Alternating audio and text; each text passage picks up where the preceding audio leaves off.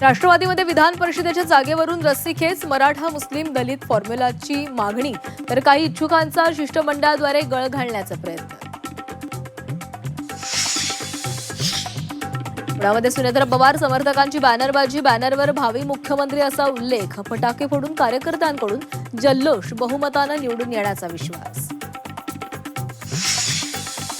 मराठी जनतेला वेठीस धरू नका, गाठ मनसेशी आहे, बॅनरमधून मनसेचा अमराठी रिक्षा चालकांना इशारा.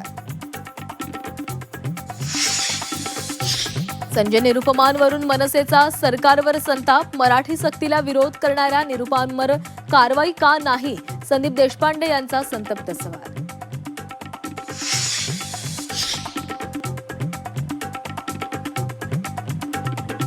भाषेच्या नावाखाली हिंसा खपवून घेणार नाही, मनसेच्या आंदोलनावर मुख्यमंत्री देवेंद्र फडणवीसांची भूमिका, मराठी येत नसलेल्यांना मराठी शिकवणार असल्याचं हे विधान.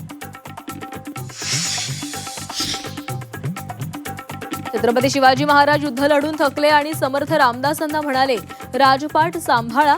बागेश्वर बाबांचं शिवरायांबाबत वादग्रस्त विधान, बागेश्वर बाबांच्या विधानानं नव्या वादाची शक्यता.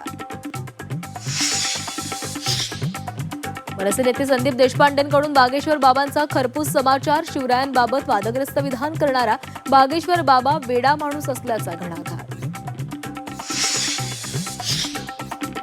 नाशिक लैंगिक अत्याचार आणि धर्मांतर प्रकरण, आरोपी दानिश शेखच्या फेस आयडीद्वारे मोबाईल अनलॉक करण्यात यश, मोबाईलमधील डेटा तपासण्याची प्रक्रिया सुरू.